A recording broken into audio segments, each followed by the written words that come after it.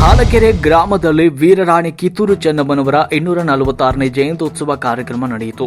ಗಜೇಂದ್ರಗಡ ತಾಲೂಕಿನ ಹಾಲಕೆರೆ ಗ್ರಾಮದಲ್ಲಿ ವೀರರಾಣಿ ಕಿತ್ತೂರು ಚೆನ್ನಮ್ಮನವರ ಜಯಂತ್ಯುತ್ಸವ ಹಾಗೂ ಎಸ್ಎಸ್ಎಲ್ಸಿ ಮತ್ತು ಪಿಯುಸಿ ಪರೀಕ್ಷೆಯಲ್ಲಿ ಅತಿ ಹೆಚ್ಚು ಅಂಕ ಗಳಿಸಿದ ವಿದ್ಯಾರ್ಥಿಗಳಿಗೆ ಪ್ರತಿಭಾ ಪುರಸ್ಕಾರ ಹಾಗೂ ಸನ್ಮಾನ ಸಮಾರಂಭ ಅದ್ದೂರಿಯಾಗಿ ಜರುಗಿತು.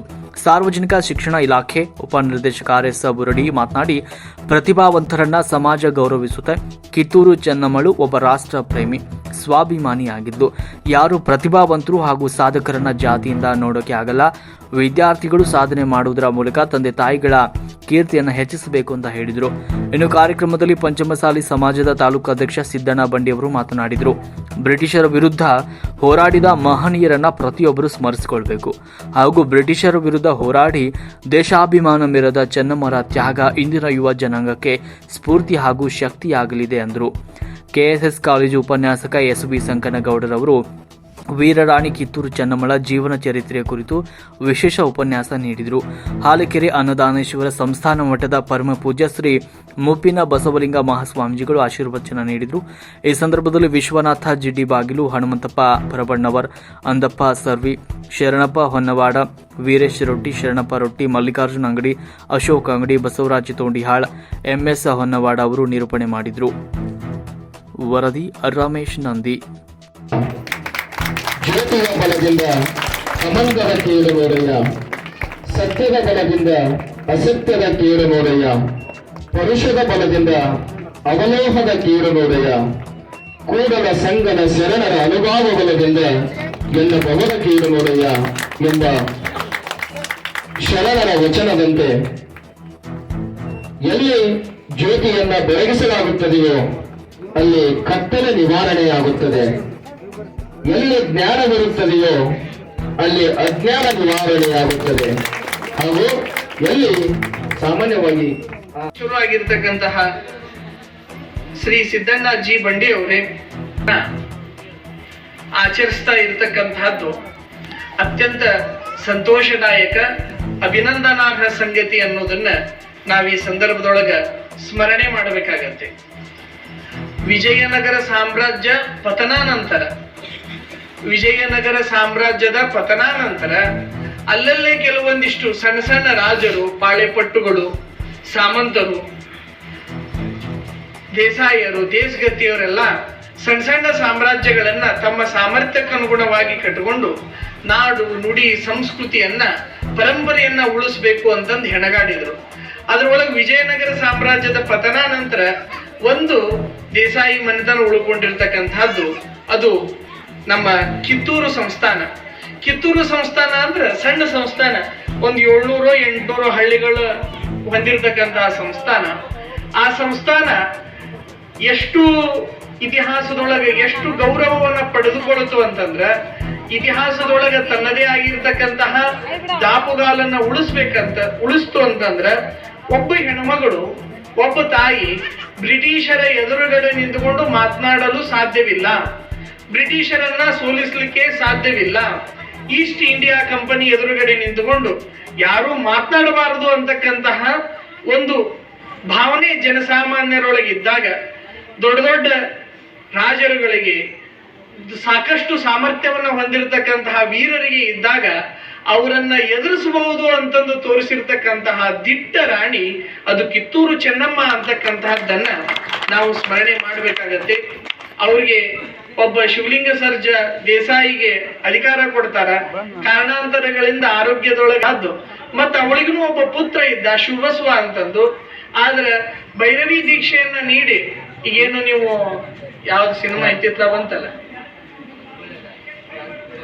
ಅಲ್ಲ ಒಂದು ಫ್ಯಾನ್ ಇಂಡಿಯಾ ಸಿನಿಮಾ ಬಂತಲ್ಲ, ಯಾವ್ದಲ್ಲ, ಅದ್ರೊಳಗ ರಾಜನ ಅಣ್ಣನ ಸಂಬಂಧ ತಮ್ಮ ದೀಕ್ಷಾ ತೊಡ್ಕೊಂಡು ನಿಲ್ತಾನಲ್ಲ, ಹಂಗ ತಮ್ಮ ಅಣ್ಣನಿಗನ ಸಪೋರ್ಟ್ ಮಾಡ್ಬೇಕು ಅಂತಂದು ಅವರು ಬಾಹುಬಲಿ ಅದ್ರೊಳಗೆ ಏನ್ ಬಂತಲ್ಲ, ಹಂಗ ಇವನು ತನ್ನ ಅಣ್ಣನಿಗೋಸ್ಕರನ ನಾನು ತನ್ನ ಅಣ್ಣನಿಗನ ಬೆಂಗಾವಲಾಗಿರ್ಬೇಕು ಅಂತಂದು ಭೈರವಿ ದೀಕ್ಷೆಯನ್ನ ಹೊಂದುತ್ತಾರ.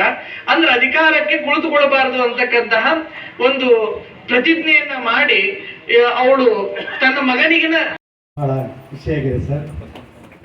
ಇದು ಖುಷಿಯಾಗಿದೆ. ನಮ್ಮ ಅಂದಪ್ಪ ಬಂದ್ರಿಲ್ಲ ರೊಟ್ಟಿಯವರು. ಅವರು ನಾವು ಕ್ಲಾಸ್ಮೇಟ್ ನಮ್ಮ ಸಿದ್ದರೆಡ್ಡಿ ಅವರು, ಅಶೋಕ್ ಅವರು, ಮುದುಕಪ್ಪ ಪ್ರಭಣ್ಣವರವರು, ಜೊತೆಗೆ ಐನಗೌಡ್ರವರು, ಆಮೇಲೆ ನಮ್ಮ ಅಶೋಕ್ ಪಾಟೀಲ್ ಇವರೆಲ್ಲ ನಮ್ಮ ಆತ್ಮೀಯ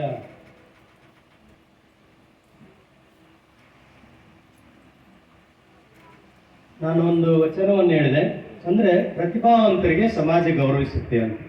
ಯಾರಾದರೂ ಇರಲಿ ಸಾಧಕರು, ಅವ್ರನ್ನ ಸಮಾಜ ಗೌರವಿಸುತ್ತೆ ಅನ್ನೋದಕ್ಕೆ ಒಂದು ಸಾಕ್ಷಿ ಅಂತಕ್ಕಂಥ ಮಾತನ್ನು ಹೇಳ್ತಾ, ಬಾಲ್ಯದಲ್ಲಿ ನಾನು ಕೂಡ 6ನೇ ತರಗತಿವರೆಗೆ ಇದೇ ಊರಿನ ಇದೇ ಶಾಲೆಯಲ್ಲಿ ನಾನು ಕಲಿತಂಥವನು. ಮುಂದೆ 7ನೇ ತರಗತಿಯಿಂದ 10ನೇ ತರಗತಿವರೆಗೆ ಯಲಬುರ್ಗಾದಲ್ಲಿ, ಮುಂದೆ PUCಯನ್ನು ಮತ್ತೆ ನಮ್ಮ ಪರಮ ಪೂಜ್ಯ ಅನುದಾನ ಮಹಾಸ್ವಾಮಿಗಳ ಮಹಾವಿದ್ಯಾಲಯದಲ್ಲಿ ಕಲಿತು ನಾನು ಡಿಗ್ರಿಗೆ ಧಾರವಾಡಕ್ಕೆ ಹೋದೆ. ಇಲ್ಲಿ ಮಕ್ಕಳು ಇರೋದರಿಂದ ಅವರು ಕೂಡ ಸನ್ಮಾನವನ್ನು ಸ್ವೀಕರಿಸ್ತಾ ಇದ್ದಾರೆ. ನಾನು ಅವರಿಗೆ ಕಿವಿ ಮಾತನ್ನು ಹೇಳಿಕ್ಕೆ ಬಯಸ್ತೇನೆ. ಈಗಾಗಲೇ ಸಿದ್ದಣ್ಣವರು ಭಾಳ ವಿಚಾರಗಳನ್ನು ಚೆನ್ನಮ್ಮ ಅವ್ರ ಬಗ್ಗೆ ಮಾತನಾಡಿದ್ದಾರೆ. ವೀರರಾಣಿ ಕಿತ್ತೂರು ಚೆನ್ನಮ್ಮ ಅಂತೇಳಿ ಅವರು ಮೇಲಿನ ಮೇಲೆ ಒಂದು ಪದವನ್ನು ಬಳಸಿದರು. ಚೆನ್ನಮ್ಮ ರಾಷ್ಟ್ರಪ್ರೇಮಿ, ಸ್ವಾತಂತ್ರ್ಯ ಹೋರಾಟಗಾರ್ತಿ, ಸ್ವಾಭಿಮಾನಿ, ಬ್ರಿಟಿಷರ ಕುಟಿಲ ನೀತಿಯನ್ನು ವಿರೋಧಿಸಿ ಬೇರೆ ದೇಶದಿಂದ ವ್ಯಾಪಾರಕ್ಕಾಗಿ ಬಂದಂಥ ಬ್ರಿಟಿಷರು ನಮ್ಮ ನೆಲದಲ್ಲಿ ನಮ್ಮ ವಿರುದ್ಧವೇ ಕಾಯ್ದೆಗಳನ್ನು ರೂಪಿಸಿ ನೀವು ಹೆಚ್ಚಿನ ತೆರಿಗೆಯನ್ನು ಕೊಡಬೇಕು, ಇವರು ಆ ರಾಜ್ಯಕ್ಕೆ ಸೊಸೆಯಾಗಿ ಬರ್ತಾರೆ. ಆದರೆ ಮಲ್ಲಸರ್ಜನ ಪ್ರಥಮ ಹೆಂಡತಿ ಹೆಸರು ರುದ್ರಮ್ಮ ದೇವಿ ಅಂತ ನಾವು ಇಲ್ಲಿ ಜ್ಞಾಪಿಸ್ಕೊಳ್ಬೇಕಾಗತ್ತೆ. ಈ ರುದ್ರಮ್ಮ ದೇವಿ ಅವರಿಗೆ ಒಂದು ಗಂಡು ಸಂತಾನ ಇರುತ್ತೆ.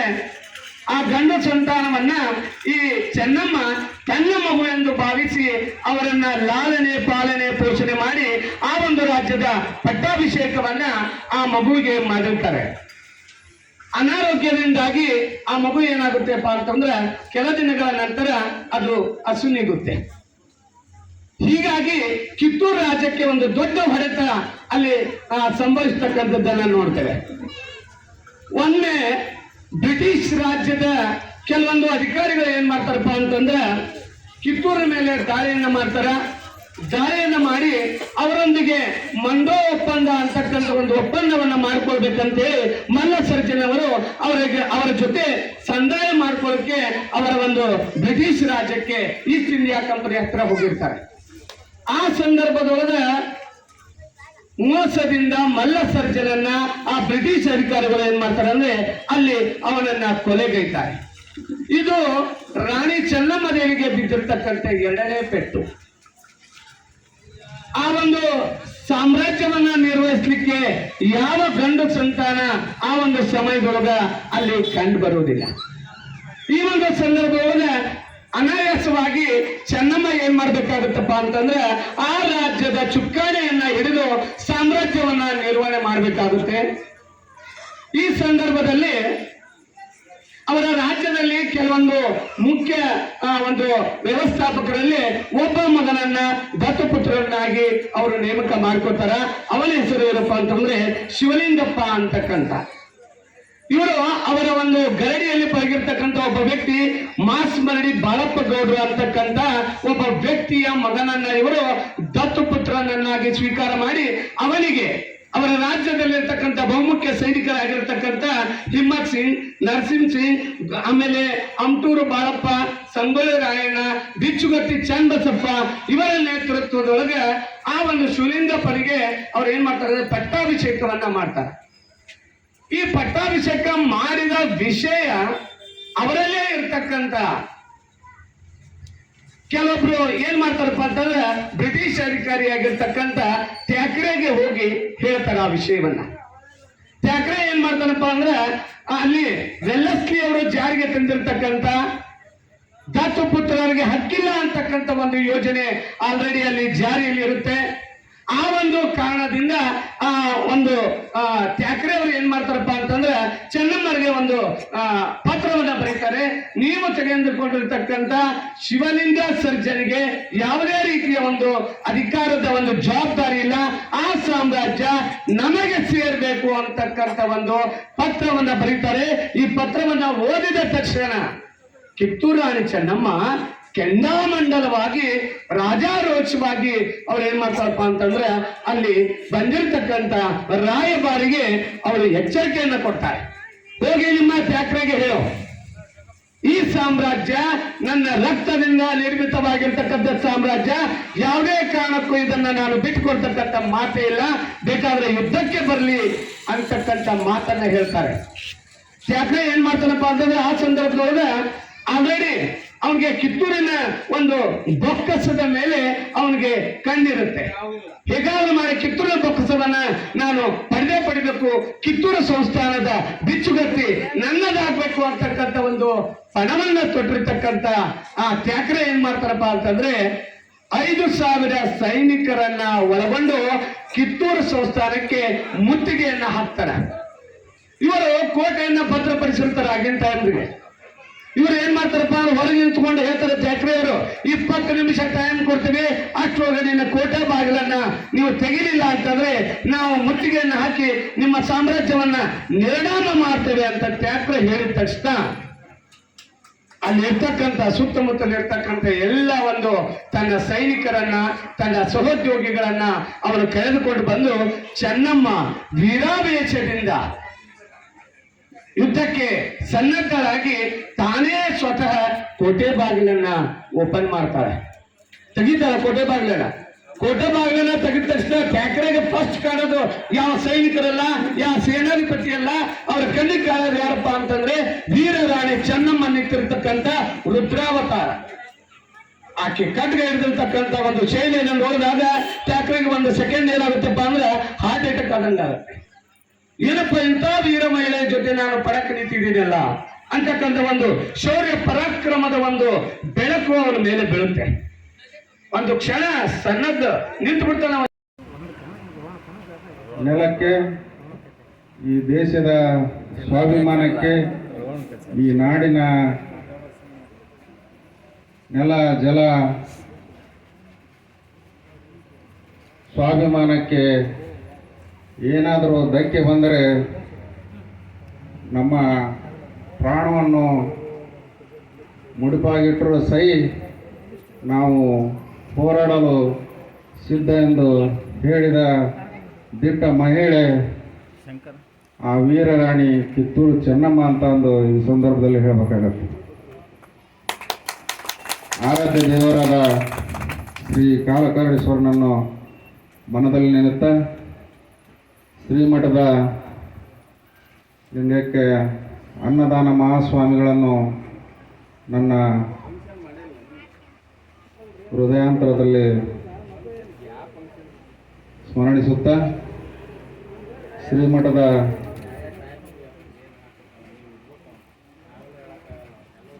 ಜಗದ್ಗುರುಗಳಾದಂಥ ಮುಪ್ಪಿನ ಬಸವಲಿಂಗ ಮಹಾಸ್ವಾಮಿಗಳ ಪಾದಗಳಿಗೆ ನನ್ನ ಹಣೆಯಚ್ಚಿ ನಮಿಸಿರುತ್ತಾ ಈ ಒಂದು ಕಾರ್ಯಕ್ರಮದ ಉಪನ್ಯಾಸಕರು ಅನುಭವಿಗಳಾದಂಥ ಆತ್ಮೀಯರಾದಂಥ ಸಂಕನಗೌಡರವರೇ ಹಾಗೂ ನಮ್ಮ ಗದಗ ಜಿಲ್ಲೆಯ ಶಿಕ್ಷಣ ಅಧಿಕಾರಿಗಳು ಬಹಳ ಶಿಕ್ಷಣದ ಬಗ್ಗೆ ಬಹಳ ಸಮಾಜಕ್ಕೆ ಯಾವುದೇ ಒಂದು ಜಾತಿಗೆ ಒಂದು ಸಂಬಂಧಪಟ್ಟ ತಾಯಿಯಲ್ಲ ಅಂತಂದು ಈ ಸಂದರ್ಭದಲ್ಲಿ ಹೇಳಬೇಕಾಗತ್ತೆ. ಯಾಕಂದರೆ ಈ ತಾಯಿ ಯಾವುದೇ ಒಂದು ಜಾತಿಯ ಸಮಸ್ಯೆಗೆ ಯಾವುದೇ ಒಂದು ನೆಲದ ಸಮಸ್ಯೆಗೆ ಹೋರಾಡದಂಥ ತಾಯಿಯಲ್ಲ. ಇಡೀ ದೇಶದ ಒಂದು ಸ್ವಾತಂತ್ರ್ಯಕ್ಕಾಗಿ ಆ ದುಷ್ಟ ಬ್ರಿಟಿಷರ ವಿರುದ್ಧ ಹೋರಾಡಿ ಪ್ರಾಣ ತ್ಯಾಗ ಮಾಡಿದಂಥ ಮಹಿಳೆ ನಮ್ಮ ಚೆನ್ನಮ್ಮಾಜಿ. ಆ ತಾಯಿ ಬಗ್ಗೆ ಹೇಳೋದಂತಂದರೆ ಸುಮಾರು 1816ನೇ ಇಸ್ವಿಕಿನ ಮುಂಚಿತವಾಗಿ ಆ ತಾಯಿ ಆ ದಿನಮಾನಗಳಲ್ಲಿ ಬ್ರಿಟಿಷರ ವಿರುದ್ಧ ಹೋರಾಡಿದಂಥ ತಾಯಿ. ಅಂದರೆ ನಾವು ಆ ತಾಯಿಯ ಜೊತೆಗೆ ಝಾನ್ಸಿ ರಾಣಿ ಲಕ್ಷ್ಮೀಬಾಯಿ ಅನ್ನೋ ಒಂದು ತಾಯಿಯ ಹೆಸರನ್ನು ಕೂಡ ನಾವೆಲ್ಲ ಕೇಳಿದ್ದೇವೆ. ನಮ್ಮ ಶಾಲೆ ಕಲಿಯೋ ಟೈಮ್ನಾಗ ನಾವು ಪುಸ್ತಕಗಳಲ್ಲಿ ಇತಿಹಾಸ ಓದಿದ್ದೇವೆ. ಆ ಝಾನ್ಸಿ ರಾಣಿ ಲಕ್ಷ್ಮೀಬಾಯಿಕಿನ ಮುಂಚಿತವಾಗಿ ಬ್ರಿಟಿಷರ ವಿರುದ್ಧ ಹೋರಾಡಿದಂಥ ಈ ಮಹಾತಾಯಿ ಕಿತ್ತೂರು ರಾಣಿ ಚೆನ್ನಮ್ಮ. ಒಂದು 1816-17ನೇ ಆ ಟೈಮ್ನಲ್ಲಿ ಕಿತ್ತೂರಿನ ಮಹಾರಾಜ ಕಾಕ್ತಿ ಸೈಡು ಪ್ರಯಾಣ ಬೆಳೆಸಿರ್ತಾನೆ. ಆಗ ಅಲ್ಲಿ ನಡುವೆ ಬಂದಂಥ ಒಂದು ಚಿಕ್ಕ ಗ್ರಾಮದಲ್ಲಿ ಅಲ್ಲೊಂದು ಹುಲಿಯ ಕಾಟ ಬಹಳ ಕುಪ್ಪಟಳ ಇಟ್ಬಿಟ್ಟಿರ್ತಾನೆ. ಯಾಕಂದರೆ ನಾವು ರೈತರೆಲ್ಲ ಹೊಲದಲ್ಲಿ ಕೆಲಸ ಮಾಡಲು ಹೋದಾಗ ಅವ್ರ ಮೇಲೆ ದಾಳಿ ಮಾಡಿ ಅವರಿಗೆ ಭಾಳ ತೊಂದರೆ ಕೊಡ್ತಾ ಇರತಕ್ಕಂಥ ದಿನದಲ್ಲಿ ಆ ಮಹಾರಾಜಿಗೆ ಅವರು ಆ ಹಳ್ಳಿ ಜನ ಬೇಡಿಕೊಂತಾರೆ, ಇಲ್ಲ ಮಹಾರಾಜ, ನಮ್ಗೆ ಇಲ್ಲಿ ಭಾಳ ಸಮಸ್ಯೆ ಆಗಿಬಿಟ್ಟೈತೆ, ಆ ಹುಲಿಯಿಂದ ನಮಗೆ ನೀವು ಆ ಹುಲಿಯನ್ನು ಕೊಂದು ನೀವು ನಮ್ಮನ್ನು ಈ ಒಂದು ಸಂಕಟದಿಂದ ಪಾರು ಮಾಡ್ಬೇಕಂತಂದು ಮನವಿ ಮಾಡಿದಾಗ ಆಯ್ತಂತಂದು ಅಲ್ಲಿ ವಾಸ್ತವ್ಯ ಮಾಡಿ ಆ ಮಹಾರಾಜ, ಕಿತ್ತೂರಿನ ಮಹಾರಾಜ, ಆ ಹುಲಿ ಭೇಟಿಯಾಡಲು 1-2 ದಿವಸ ಟೈಮ್ ತೊಗೊಂಡು ಒಂದು ದಿವಸ ಆ ಹುಲಿ ಸಿಕ್ಕಾಗ ತನ್ನ ಒಂದು ಬಾಣ ಇರ್ಬೋದು, ಒಂದು ಬಂದೂಕಿನಿಂದ ಆ ಹುಲಿಯನ್ನು ಹೊಡೆದು ಉರುಳಿಸ್ತಾನೆ. ಹೊಡೆದು ಉರುಳಿಸಿದಾಗ ಆ ಗ್ರಾಮದ ಎಲ್ಲ ಗುರಿಯರನ್ನು ಕರ್ಕೊಂಡು ಆ ಕಾಡಿನೊಳಗೆ ನೋಡಕ್ಕೆ ಹೋದ್ರೆ ಅಲ್ಲಿ ತಮ್ಮ ಬಾಣ ಇರ್ಬೋದು, ಆ ಒಂದು ಬಂದೂಕಿನ ಗುಂಡಿನ ಜೊತೆಗೆ ಇನ್ನೂ ಒಂದು ಗುಂಡಿನ ಗುರುತು ಆ ಹುಲಿ ಮ್ಯಾಗಿರುತ್ತೆ. ಆವಾಗ ನಾವು ಹೊಡೆದಿದ್ದು ಒಂದೇ ಗುಂಡು, ಆದರೆ ಇಲ್ಲಿ 2 ಗುಂಡು ಹೆಂಗೆ ಬಂದ್ವು ಅಂತಂದು ಆ ಮಹಾರಾಜನಿಗೆ ಆಶ್ಚರ್ಯ ಆಗುತ್ತೆ. ಅವಾಗ ಯಾರಿರ್ಬೋದು ಅಂತಂದು ಅಲ್ಲೆಲ್ಲ ನೋಡಿದಾಗ ಅಲ್ಲಿ ಒಂದು ಸುಮಾರು 18 ವರ್ಷದ ಯುವತಿ ನಿಂತಿರ್ತಾಳೆ. ಆ ಯುವತಿಯೇ ನಮ್ಮ ವೀರ ರಾಣಿ ಕಿತ್ತೂರು ಚೆನ್ನಮ್ಮ ಅಂತಂದು ಈ ಸಂದರ್ಭದಲ್ಲಿ ಹೇಳಬೇಕಾಗತ್ತೆ. ಆ ಯುವತಿಯ ದಿಟ್ಟತನವನ್ನು ಆ ತಾಯಿ ಕಾಕತಿ ಒಂದು ಬೇಸಾಯರ ಮನದಲ್ಲಿ ಹುಟ್ಟಿ ಆ ಸಣ್ಣ ವಯಸ್ಸಿನಲ್ಲೇ ಬಿಲ್ಲು ವಿದ್ಯೆ, ಈ ಬಂದೂಕಿನ ಗುರಿ ಇಡುವ ವಿದ್ಯೆ ಹಾಗೂ ಅಶ್ವಮೇಧ ಮಾಡೋದು ಎಲ್ಲ ಯುದ್ಧ ಕಲೆಗಳನ್ನು ಆ ತಾಯಿ ಕರಗತ ಮಾಡಿಕೊಂಡಿರ್ತಾಳೆ. ಆ ತಾಯಿಯ ಒಂದು ಶೌರ್ಯಕ್ಕೆ ಮೆಚ್ಚಿ ಆ ನಮ್ಮ ಕಿತ್ತೂರಿನ ದೊರೆ ಆ ತಾಯಿಯನ್ನು ಮದುವೆ ಮಾಡಿಕೊಳ್ತಾನೆ. ಮುಂದಿನ ದಿನಮಾನಗಳಲ್ಲಿ ಈ ಕಡೆ